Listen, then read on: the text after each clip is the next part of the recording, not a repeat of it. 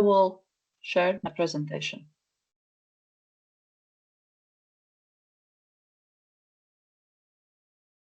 Well, is my presentation visible to all of you? Yes. Yes, it is. Okay, perfect. Thank you very much. So let's move on with the second part of the proposal template, which is about the impact section. And I would like to start again with the same approach, asking why is impact section important? So why do we need to address again all the criteria that are here under this this part of the proposal?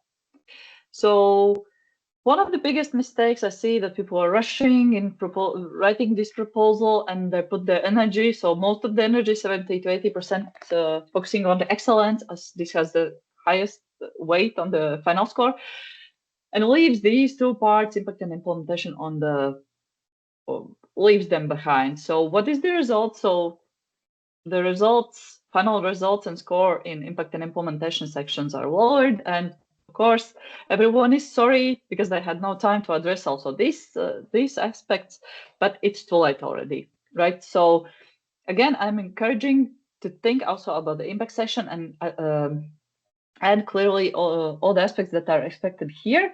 As you can see also from my example, some sub-criteria requires only 1 or 2 sentences, and that is not much, right?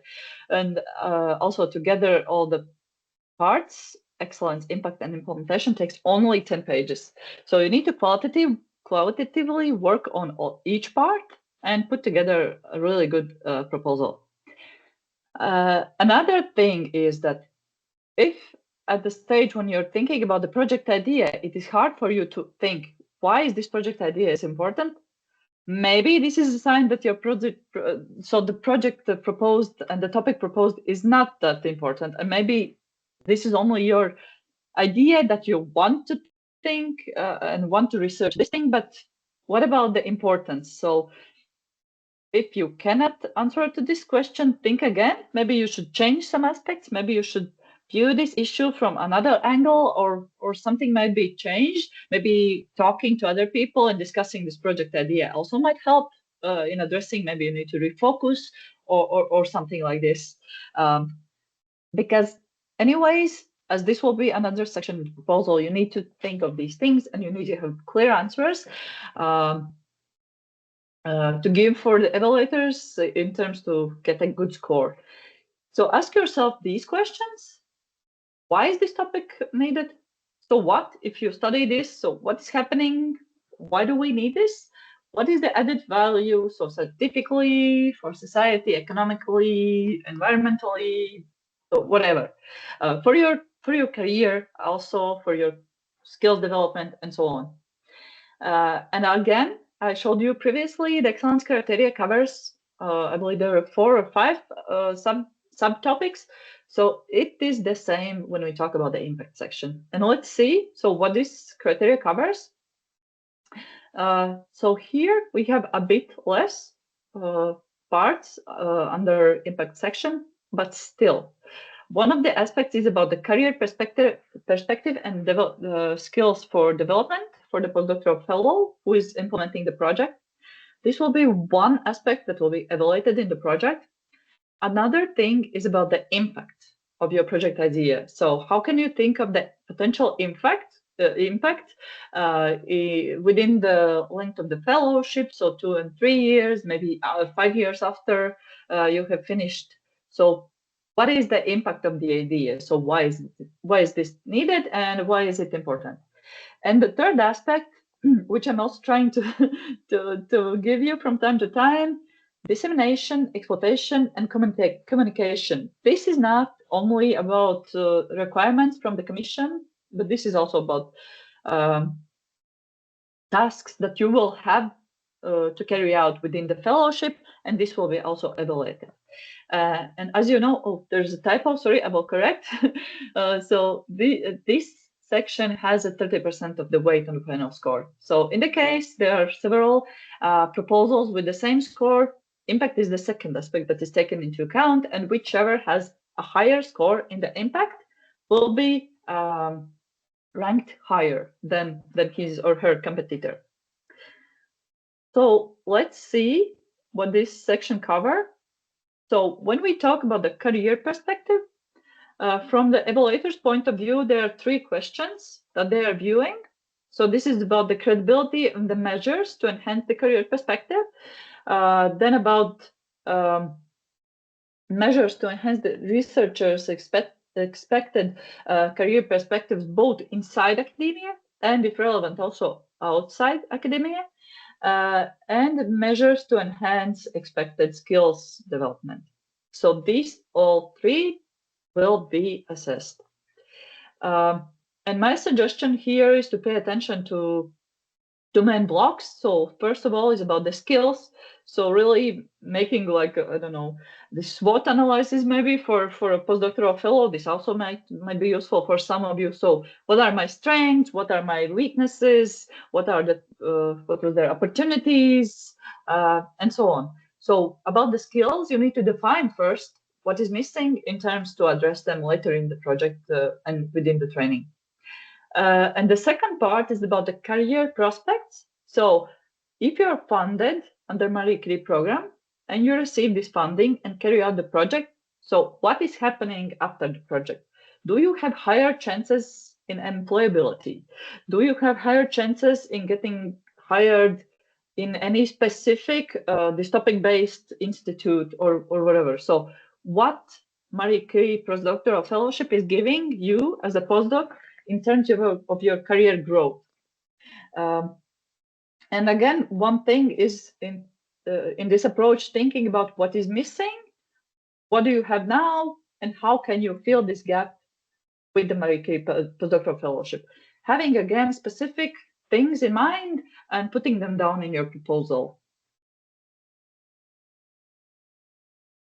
When we talk about this career development, within the fellowship, if you're funded, for the first 6 months of the fellowship, you need to work on the career development plan together with your supervisor and put down, so what exactly are you going to do within these 2 years? So specifically having a plan.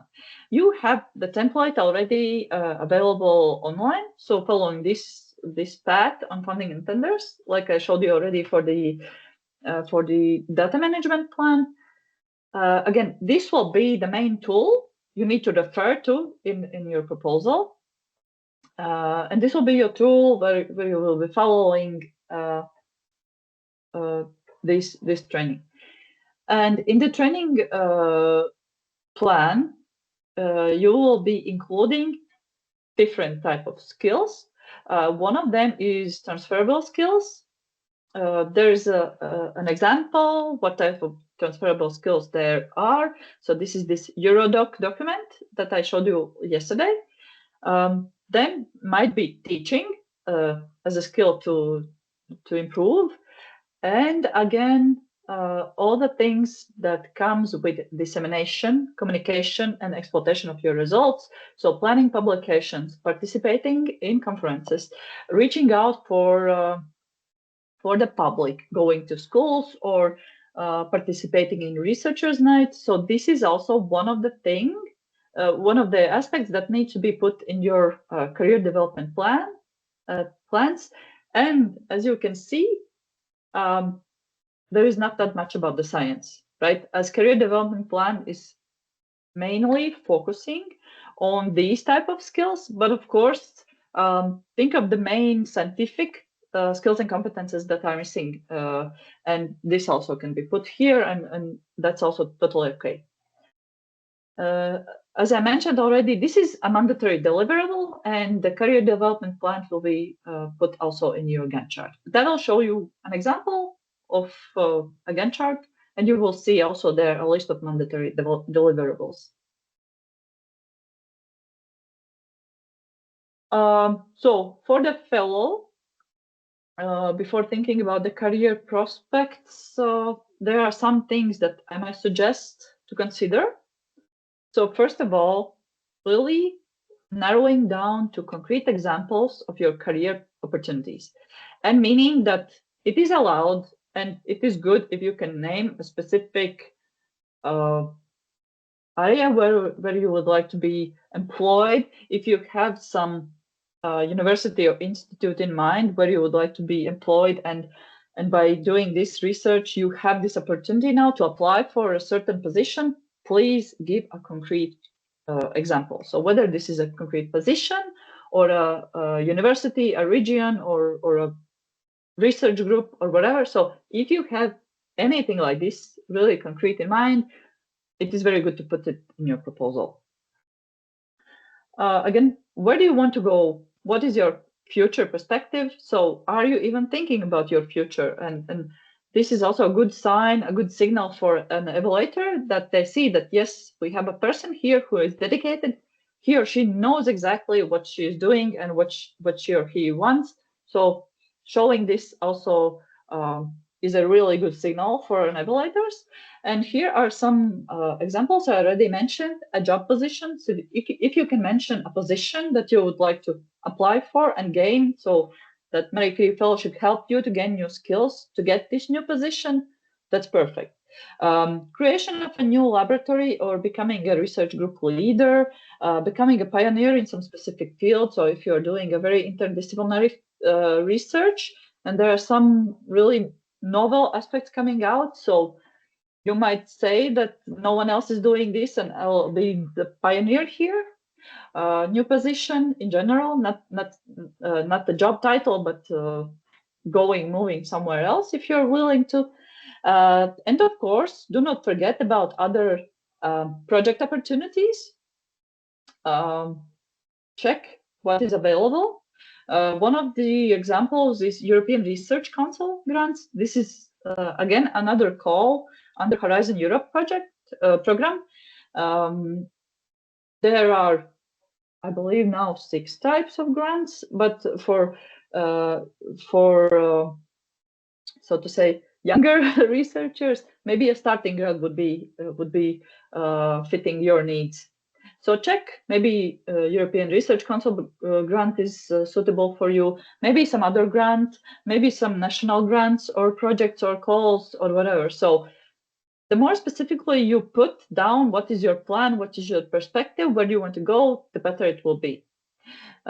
Explaining why the skills and experiences that you will gain within Marie Curie project, so how your future employer will benefit. So maybe you have something very unique after the training in Marie Curie Postdoctoral Fellowship. So explaining this, your unique skills, and if possible, giving examples if you can think of some. Another thing when we talk about impact in career is about impact of cooperation.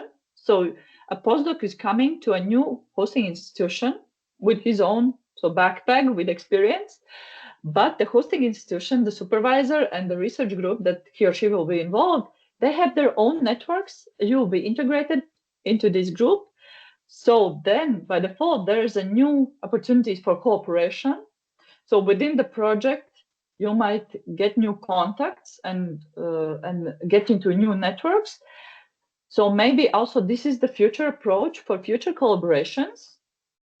If you have anything in mind, then also this might be something that might be put here. And if you talk about the cooperation, so describing the sustainability of the cooperation. So, for example, if you have this non-academic placement in a company, and you foresee that this might be helpful also in the future, then putting in the proposal that, for example, you foresee collaboration with a non-academic company. So this company or NGO also in the future, for the future calls, for future projects or future anything, then this is also a very good thing to put in your proposal. So I'm just here giving you some ideas, some directions to think of when you're thinking about the future impact on your career and what the postdoctoral fellowship will give you as a postdoc. So the thing that I'm talking about now is basically that the mindset I'm introducing is thinking about postdoctoral fellowship as an instrument. for the growth, thinking about postdoc before the fellowship and after. So what is happening within this timeline? So what is the progress and what the project will bring to you? Thinking about the two-way transfer of knowledge, of course, you can also think about the host institution. If you're proposing some future collaborations with the network that you already have, perfect, this is what you bring into this collaboration. So few examples. These might be, some of them might be kind of vague, but still, I would like to give you some, just to have this feeling. The approach that I have heard from other NCPs and in some other presentation is that in postdoctoral fellowship, we think about that a postdoctoral fellow now is at 80% of his skills, and the postdoctoral fellowship is giving the missing 20. So to become an independent leader or move forward in his or her career, so thinking about the missing 20%. So this also shows the proportion, so that within the fellowship it's not over ambitious but realistic. So there are some things at some amount that you may actually learn within the time of the fellowship. And one thing is that you might think of this in a perspective that you'll be integrated into the host institution networks, and you will set up your own. So basically, you will gain some new networks as a person. You will strengthen your project management skills if you put in the proposal that you will have training on grant writing, project preparation. Then, of course, afterwards, you may put it into practice and use it for applying for a new project.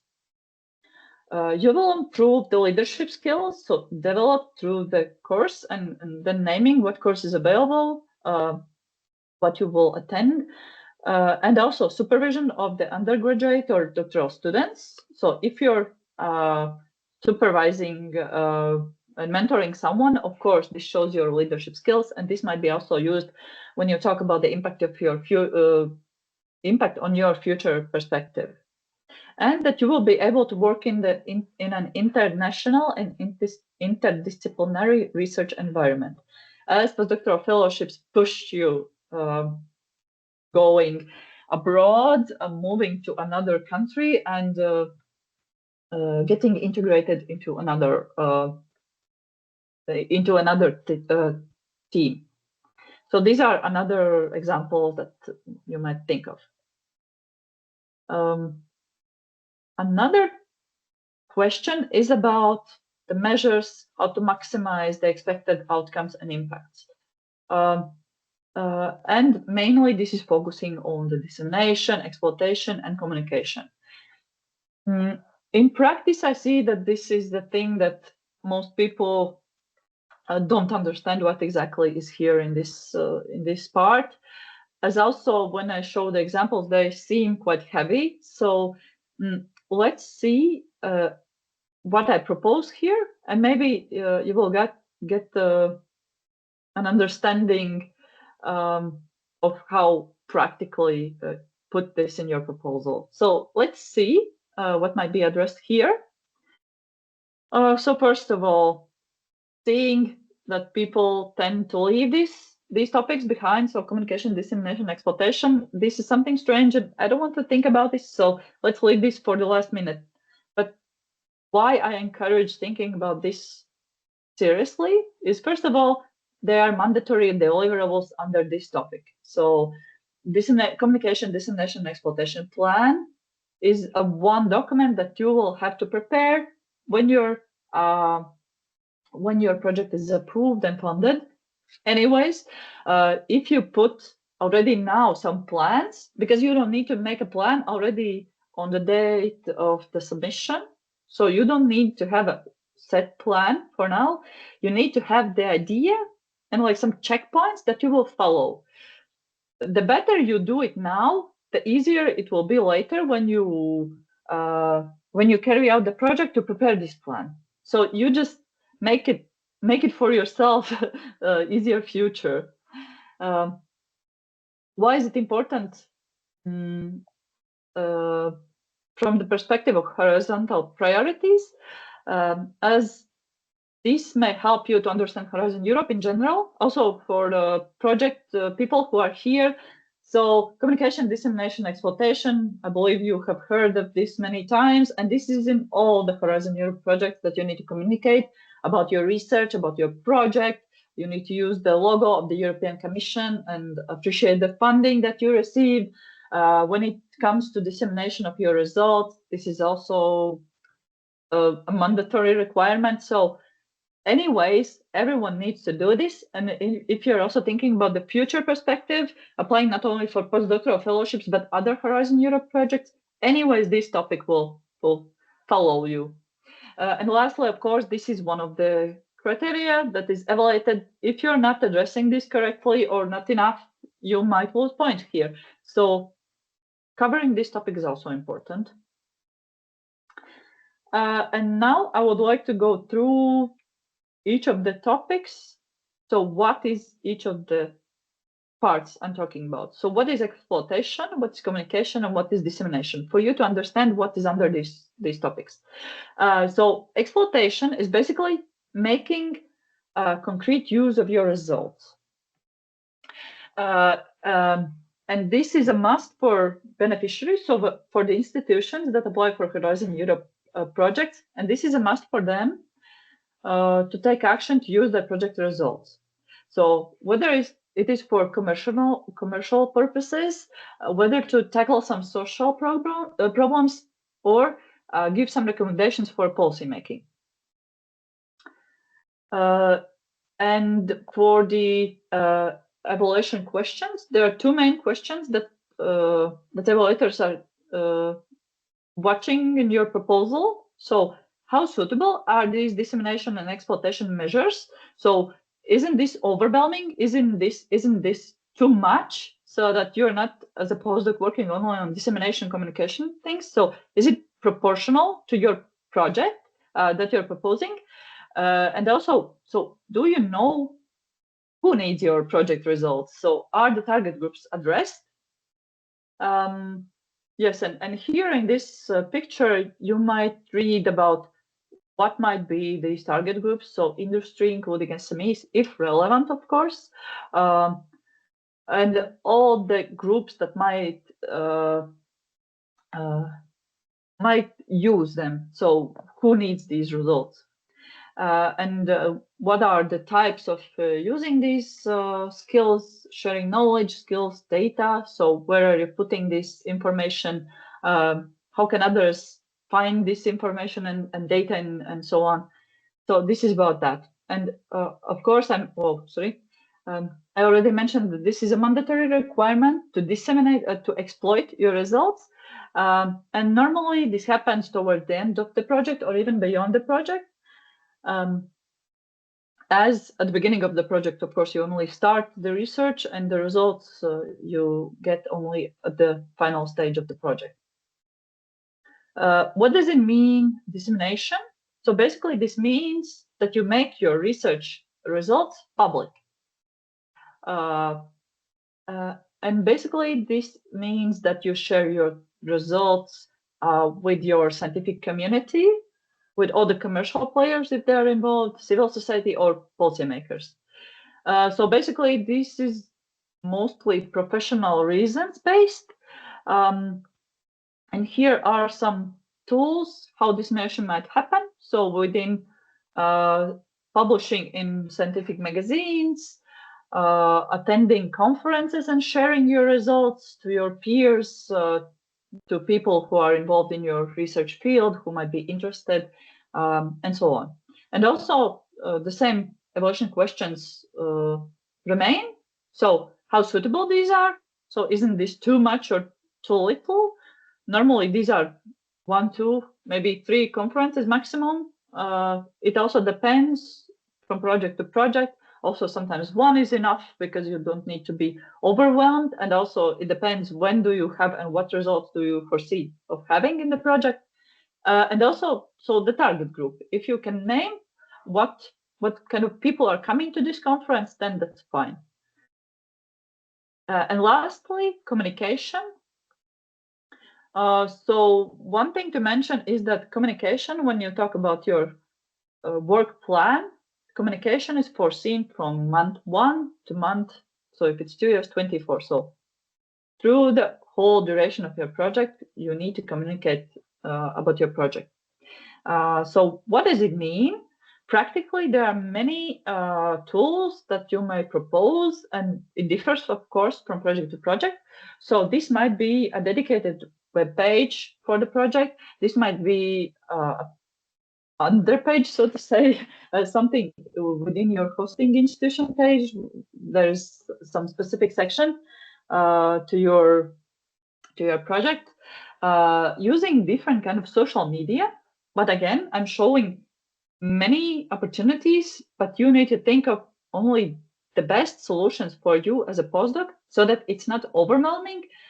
Because think of, for example, social media. If you choose managing LinkedIn, so X now, Facebook, and for example, Instagram, that's a lot of work. You also need to make a content. You need to spend time for technical issues there. So think carefully, do you need this? What exactly you need, whether it's a web page or social media. Maybe you're going to make some YouTube videos and release, I don't know, weekly, monthly, or whatever. So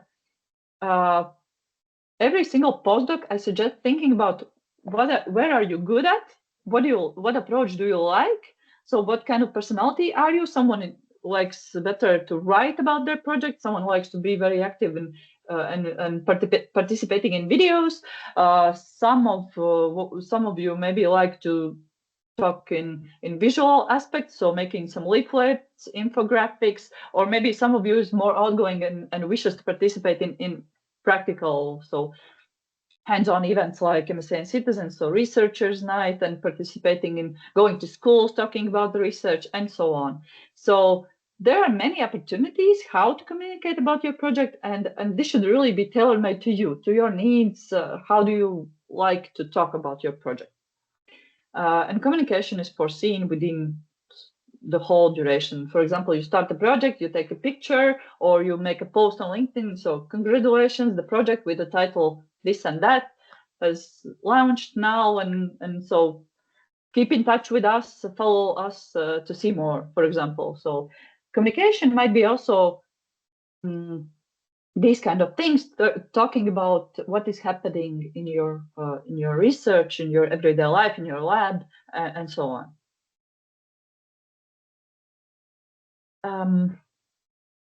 When we talk about how to put this in your proposal, so we do not have that much space. One of the suggestions is making a table, as table is very easy to perceive. So to see what exactly you have put, it's easy to see what, how, when is happening. So this is one of the approaches. Of course, if some of you likes writing a narrative, it's okay to write a narrative. I would suggest maybe then highlighting some things in the proposal in bold, just to keep caught the attention of the evaluators. But if you like this approach, a table is also a very good tool in setting up these activities. So how you're going to talk about your research. And here, this is only an example from the Marijas Kirī handbook, so Postdoctoral Fellowships handbook made by National Contact Points. You may change, of course, some of the titles in this table, but this is only one of the examples that I might show you in using when you're talking about communication in your project. Another suggestion from my side is looking up what we already have for the Horizon Europe. So here in this picture, you may see platforms that are provided by the European Commission. So you may also look at these and use these. There are these color circles where you can see which exactly the type of the communication dissemination of exploitation is possible on these platforms. And maybe if some of you like one of these platforms, you may also refer that you're going to use, for example, Horizon Europe platform to disseminate your information, or Horizon dashboard, or whatever. So there are different platforms. Some are more for the innovation, some are more for communication aspects, but just showing you that you might also use something that is already there under Horizon Europe, so the European Commission tools. Now I would like to talk a bit more about intellectual property rights. I am not an expert deeply into intellectual property management, as I'm not a lawyer, but these questions are kind of heavy. Here I would like to just show you that there is a lot of guidance, if you need it, provided by the European Commission. There's a webinar dedicated to intellectual property management in Marijas Sklodovskas Kirī actions. There are general information about intellectual property rights in Horizon Europe as a framework program, and there are some guidance and videos. But when we talk about the practical aspects, so one thing that I want to know, just a bit back, one thing that I wanted to mention again, if you see that there are no intellectual property rights in your proposal, then again, please do not leave this just blank or nothing put there. Say that you have thought about IPR and you discovered that there are no aspects to address. So just explaining in one sentence is enough if you don't have this relevant in your proposal. Now let's see some practicalities. So first thing to put in your proposal, so you are not an IPR expert, maybe some of you are, but just talking about postdoctoral fellows, most of you are not an expert in IPR questions, and this is not required also in your application. So one thing that is recommended to add in your proposal is that you mention that you will seek advice from your institution in these matters, so if needed. So there usually is a technology transfer office in the institution, or IPR, or that data stewards, or there are some different titles for these kind of people. So mentioning that you will seek advice is first step to do. If you really see that your research topic concerns different kind of intellectual property rights and you would like to become more informed about this topic, then of course I would always suggest adding training on intellectual property rights in your training plan. So put this in section 1.3 that you need the training on IPR, so foresee this, that this will happen within your fellowship. For the global fellowship, this is a bit different, as there is a third country involved, and this is a must to address how IPR will be managed. And this usually happens when you mention that there will be some kind of a legally binding document, so a contract between the main host and the third country host, where these issues will be addressed. So you are not addressing these issues in the proposal, but you mention the tool where it will be addressed if funded. So you mention whether a contract or any kind of legally binding document that might be there. Yes, so another thing is that IPR must be always addressed. So normally there is at least one sentence about the intellectual property that is referring to the IP department or unit or person in your hosting institution. As also a fellow is someone who was not an employee before. So person coming in anyways concerns this intellectual property, as the hosting institution needs to provide a background to your results, to your information, to your data, etc. So this automatically means that you need to have this in mind. And when we are talking about other institutions involved, so you might refer to here, for example, for a partnership agreement. In the case of, for example, global fellowships, when you have this third country involved. So here, this is again about IPR, and maybe something will be useful for other projects within Horizon Europe. As I already mentioned in the proposal, you don't need to tell how are you going, so what are the rules that you're following. You basically need to name the tools, what will help you to address these issues. And here are some things that are usually used in Horizon Europe projects. So one thing is, for example, if you have foreseen a mobility, whether this is a secondment to another university, company, non-academic institution, or a non-academic placement, so in a non-academic sector only. So this also requires this IPR policies or interests. So one tool to mention is referring to a non-disclosure agreement, which may solve these issues. So you're not talking about what exactly is going to be done there, but you refer to the tool. International dimension. So when it comes to funding and the European Commission, you as a person, as an institution who receives a funding, you will sign a grant agreement with the European Commission. And here, this is also one of the tools, sorry, but I will mention the tool, one of the tools to refer to, especially for the global fellowships, as in the model grant agreement, you will have the host institution as a main beneficiary mentioned, and host responsibilities and so on.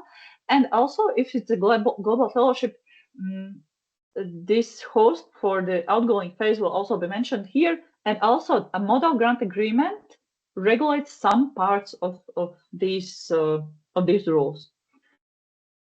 And for the secondments, so as I already mentioned, it is good to have one sentence saying that the secondment host will grant you access to this background or the results that you need to use in terms to do this training, do this secondment. As I mentioned, there are so many different tools, videos, webinars, etc., on different kind of topics, starting from the destination exploitation, IPR, and so on. So my task is to provide you with guidance. If you need more clarifications, some information, more in detail, more examples, or clear guidance on specific issues, here are other sources that you might not refer to, but where you might find information about these topics. And this is the last, maybe. Next research, so next evaluation question is about the impact. So different kinds of impacts about the social, scientific, and economic impact. And here, what is important to understand, I'm happy that from next year, I believe this will be removed, but this year, unfortunately, you as an applicant need to address this. But we as an NCP see that this is always a trouble understanding what is meant by magnitude, what is meant by importance. So what exactly is needed to be addressed here under this? And there's already a plan that for next year, this might be removed or a bit changed in terms for applicants to understand better what is expected under this evaluation question. But for now, unfortunately, we need to address this for this 2026 call. And two things for you to understand. So what is meant by magnitude? And this basically means how many, how much. And normally this requires in addressing whether quantitatively, so saying by how much, by 50%, by 15,000 patients, by X number, or mentioning geographical coverage across EU member states, across specific region, or so on. And importance is the value of these benefits. Anyways, I think this is a bit not easy to understand. So I have an example for you. I think this is not from the funded project, but this is an example in showing what is importance and magnitude. So when we talk about the importance, this is about the medical research. So here the importance of the impact is highlighted as this research is vital because it addresses the high mortality rate of heart disease. So this is the value, this is the importance that the project is addressing. And when we talk about the magnitude, so how much, how many, this research will be applicable to 30% of all cardiac surgeries performed in Europe. So this is one of the examples. So what is the difference between importance and the magnitude? So kind of approach, you might think about your examples, whether this is about impact in science, impact in economic impact, or other impacts.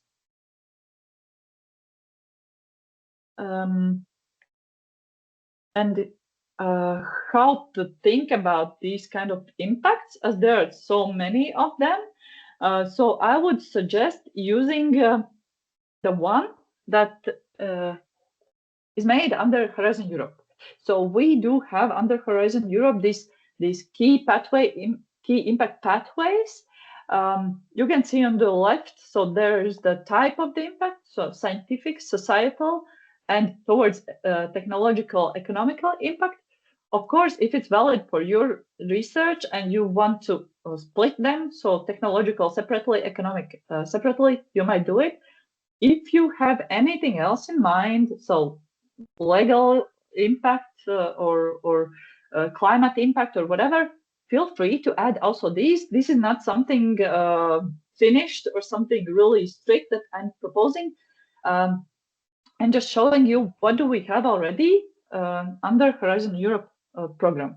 So these are the directions that are set as priority impacts under Horizon Europe. This might be also valid for all the other calls under Horizon Europe. And we will work also with this example when we talk about the practical task at the end. And where to find, so this is not the finished table, this is only the essence. So we have 9 different key impact pathways, but we will also work later on with this Annex 5, where you have a bit more details and examples of what exactly is meant here. When we talk about postdoctoral fellowships, usually it's not the easiest way to use these key pathway impacts. As I see, this is better working for the cluster project, so for bigger projects. But anyways, I will be inviting you to test how it works for you. And here is an example, few examples showing the impact. So example of the outcome that is also quantified. So here is an example about creating a filtering membrane to treat tap water. And here at the end of the project, the technology should be used by 10 water treatment plants. So this covers both the magnitude, showing how many or how much, so 10 water treatment plants, and what is the outcome. So this is one of the approaches to think of how to put an impact. Expected impact in the second example is about reducing costs. So the companies and water treatment plants, for companies and water treatment plants, or technology is expected to reduce the cost in a long run. So this is about long-term impact after the initial investment, and to reduce the use of chemical products to treat the water. So this is again thinking a bit further about the impact, and I believe this example is not from the postdoctoral fellowships, but from another project. But still, I would just like to show you the example. So about thinking this vibe of thinking about the impacts. And the final, we plan on testing a technology in naming a specific number of regions of the EU, and this environmentally friendly technology should help to reduce the use of plastic bottles by consumers who would then drink tap water. So yes, this is about a bigger project and the impacts beyond the project, but still this is a very nice approach in showing how would be the impact of your research if you're researching the filtering membrane. Another example is about, I think it's the same example about tap water. Yes, example on how your results can feed back to policy making and how it contributes to the EU priorities. So here, the water treatment would contribute to higher quality of tap water, and thereby encouraging citizens to drink tap water instead of bottled water, and reducing the impact on the environment and contributing in this way to the European Green Deal. So here are many good aspects put together. So first of all, there's also societal impact coming in. So encouraging citizens, involving citizens in changing their behavior, as you can provide a better tap water. And also a very good here in this example is that the proposers are referring to a EU policy. So the Green Deal is one of the European Union's policies, and this is a very good approach so that the solution will help dealing with the Green Deal, so reaching Green Deal aims. And the third part is about mapping stakeholders, and this is about more about dissemination part for this specific example.